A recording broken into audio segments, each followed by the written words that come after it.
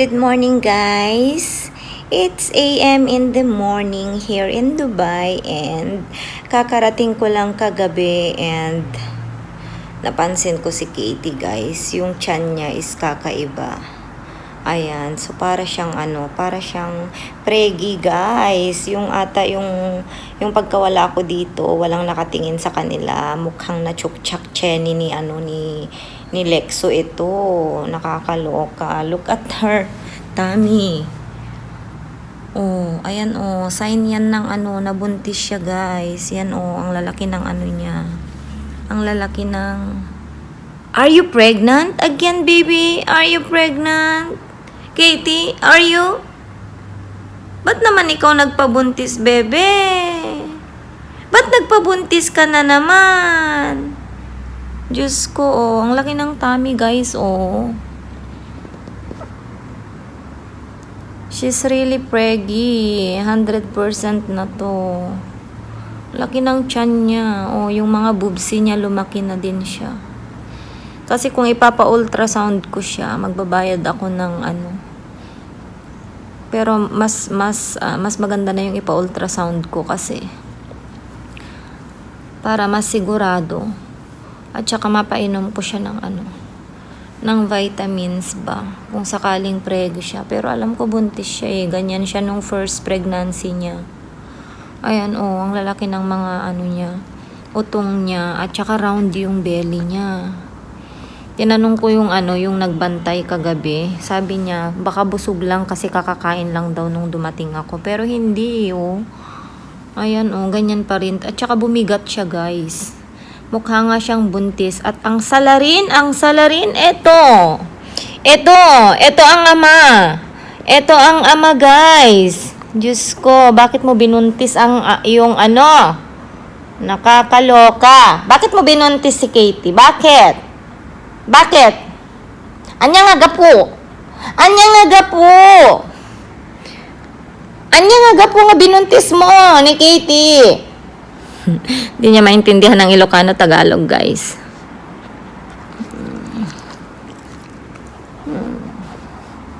My baby, she's pregnant again. My baby Katie is pregnant. Look, Dante, or yung They look more five like again. yeah, they look more like full term already. So maybe possibly within this week we can expect. Okay, so because there's one already very low lying, like almost near the pelvic cavity. It's okay. I've already taken the videos, but I'll just show it to you also. It's okay. This is one puppy. See the heartbeat. Aww. They're already quite crowded in there. Yeah, when I touch her belly at night, But it's they're been 2 moving. months. It's been 2 months you've been away from her, like No, or 2 weeks. 2 weeks. 2 to 3 weeks. Nag-bakasyon ka? But It you're should not be sure. 2 months. It should be. I'm not sure that she's pregnant when I left Dubai. When did you go? When did you go for vacation, mom? 15, November 15. Okay. Well, anyway, just calculate and see. This is the head of the puppy. Okay. But approximately around 5, I can see, because they're already formed. The skeletal system, like the bones, the skeletal is already deformed. Heartbeat is also quite good. Oh, that's good. So there are 3 on this side and 2 on the other side. Same on her first pregnancy. She had They 5 were puppies? 5 also, but one is died. Okay. The last one. Last one. But so far all of them look okay. Heartbeats all fine for all of them. Okay. So this is all the head. It's quite cramped up over there, so yeah, this is the heart for one of them. You can see the heart. She's hearing your voice, that's why she's now crying. Oh, It's quite good heartbeats. another 5 cute babies again. The father is the same size, or No, it's big. The Lexo Giant. It's So just be careful, ma'am, because the thing is sometimes these puppies will become, if they're bigger, like the father is big, the puppies also might be big. She might have difficulty during delivery. So you need to observe for any signs. If she's straining for more than 2 to 3 hours, nothing is coming out after the bags are broken, you need to bring her in for assessment. If the puppies are at risk, we'll have to go in for emergency surgery at that point of the time. problem is all vet are closed. When what if at We at have night our again? we have it at Vet Plus. They have emergency there. Where? Vet Plus, our sister branch, Vet Plus in Moela. Oh my God, it's too far from Yeah, they're 24, like they have emergency. So if she's giving birth in the night, you can try to bring her in. This is on the other side, the other puppy. His heartbeat. Or, see? Mamaya po. Okay. So yeah. Wait, baby, we'll just clean you, okay? What are you doing? What are you doing, mommy? Oy, Lexi. Lexi, don't disturb your mama. Oh. Oh. Don't disturb your mama.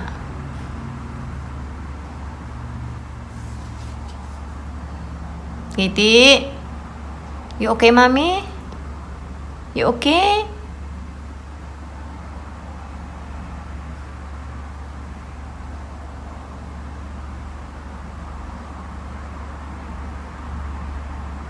You're giving birth na? You're giving birth, mommy? Your baby coming? Your baby coming? Huh? You tell me, mommy, if your baby coming, Okay, baby? Hi guys! Mamimili tayo ng mga kakailanganin ni Katie kasi malapit na siyang manganak. Hi, do you have a crate for dog? Like big one? Not for hand carry. Crate like a big one like this. Tray. Crate. Crate, yeah, crate here. Can I see it? Big fence like fence, something like that. Nala, nala. Big size one, very big size one. I want big size like when they give birth, you know? When they give birth, you want to put around like that with the small puppy.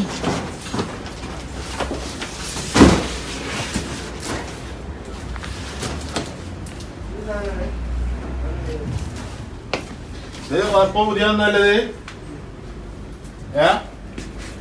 ഈ ക്രൈറ്റേ ഇതൊക്കെ പുതിയ ഇത് നമ്പർ ഇത്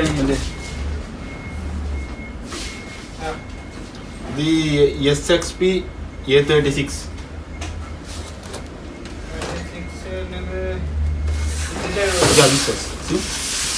Can I see it? Yeah, okay. You want big size, right? Yeah, I want the big size. So this one is height. Height. This. Yeah, it's nice, no, that one. And then this one you can assemble, sir. You Yeah, can so assemble. It will pieces, come yeah. big like that. Can you? Can I see? Because my dog is giving birth this week, so I need the big fence because I have another babies inside also. And what about the door to open? Yani, there is also. Oh, I don't know. So, no, You don't have sample for this one? sample no. Not here, place, not place. It's a very big size. At least yani picture or something. Nothing.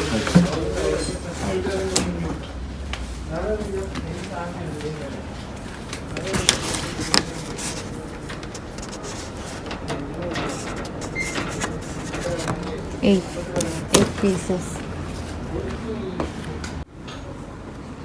Yeah, I like this one. But give me discount, this one and this Yeah. one. And what I want more, they have pads. I have pad already. This says you want part. No, I have it. I have it still at home. Pet pads, I just bought it. Yeah. I just bought it before. 60 by 90 like. What more I need for her? Okay.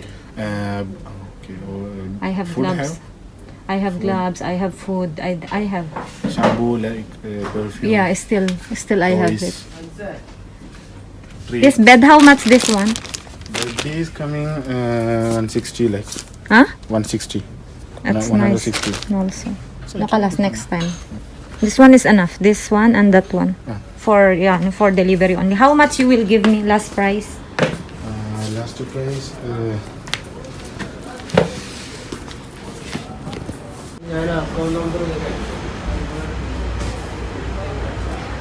Do you have treats? Duck treats? Duck treats where? Where is the duck treats? I will tell you. What have you?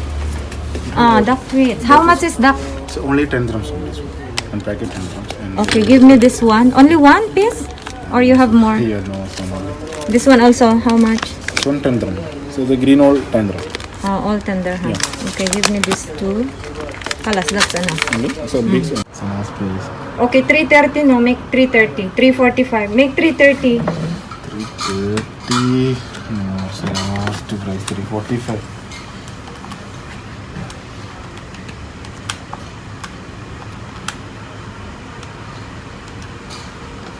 What's your company? Al-Badja? Yeah. Al? Because I'm looking always like this. Number 41, sa? Your shop. Yeah, 39, 40, 41. 40 and 41, your shop? 39, 40, 41. Oh, you have 3 shops. Ayan, manganganak ka na ba today, mami? Manganganak na ang baby ko today. Tingnan niyo yung chan niya. Chan niya, guys. Super, super laki na. You go down, mami. I will show it to them your, yung binili natin. Ayan, guys. So, bumili ako sa market ng ganito.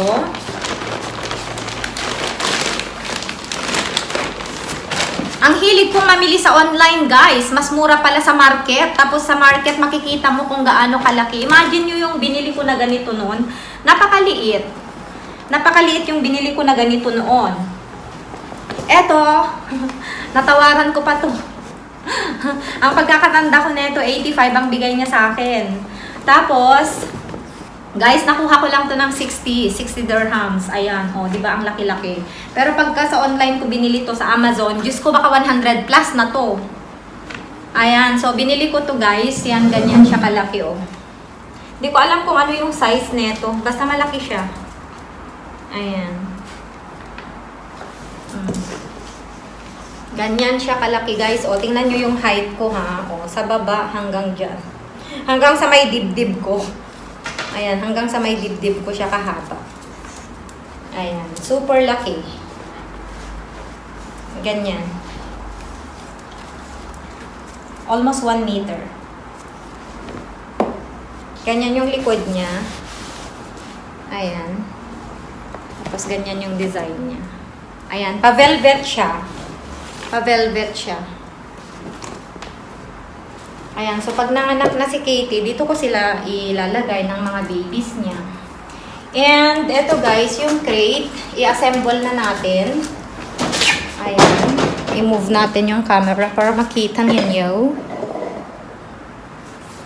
Ayan, mag-assemble na tayo. You go there, mami, you go there. Lexi, tingnan mo ang mga pasaway na anak ni Katie. Tingnan nyo, guys, tingnan nyo. You move mo, ma. Mami, you move first. Move, mami, move. Move na. See? Oh my God, it's so heavy. Ayan, ang bigat, guys. Hindi ko alam kung paano ko i-ano ko.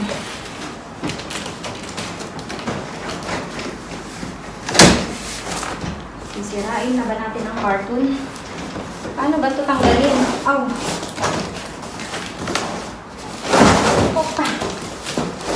my God, it's so heavy.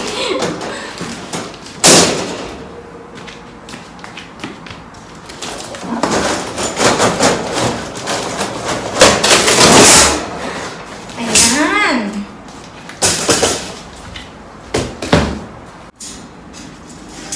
Parang ganyan ba? Charan! Diba, guys? Hala, ang laki niya pala, Oh my God. Guys, ganyan siya. Oh, ang galing. So, pwede ko palang i-ganyan. Square siya. And then, no, dito pala yung door. Ganyan pala siya, guys. Ganyan siya. Para yung door dito sa side. Ayan, dito siya.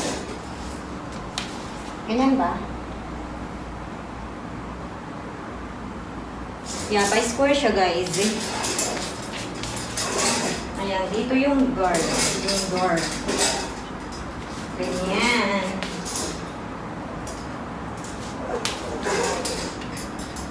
Yes.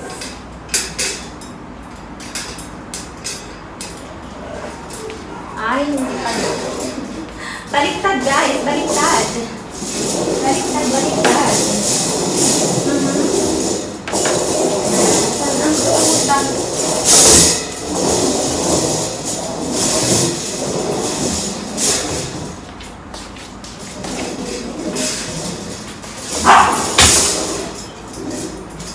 Come inside, mami. Come inside. Ayan, so meron siyang lock dito, guys. Oh. Ayan.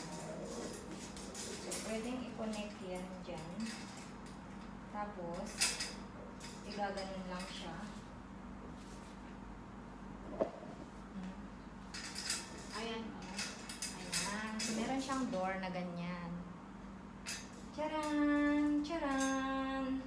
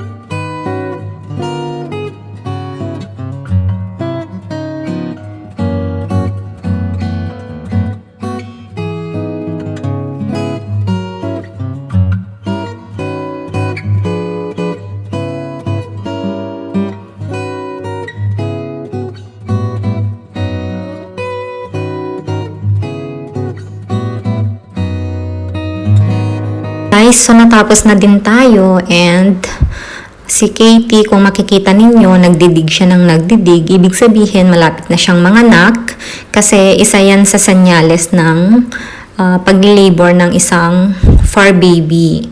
Ayan, mangangalkal lang sila ng mangangalkal kapag ka manganganak na sila. And, ito yung mga kailangan natin. Kapag ka manganganak sila, kailangan natin ng pee-pad, kailangan natin ng face mask, pero siguro hindi ako mag-face mask niyan kasi baby ko naman yung manganganak. And then, kailangan din natin ng gloves. Ayan, number 1 na kailangan natin yan. And then, meron tayong hand sanitizer. And, meron din tayo yung panupsop ng ilong. Since first pregnancy pa ni Katie ko yan binili, pero hindi ko siya nagamit. And mukhang hindi ko rin siya magagamit ngayon. Ayan, and meron din tayong wet wipes. At saka, ayan, meron na tayong tissue. Ayan lang guys, yung mga kailangan kapag ka manganganak ang ating fur babies. Update ko kayo sa next vlog ko pag manganganak na si Katie. Bye!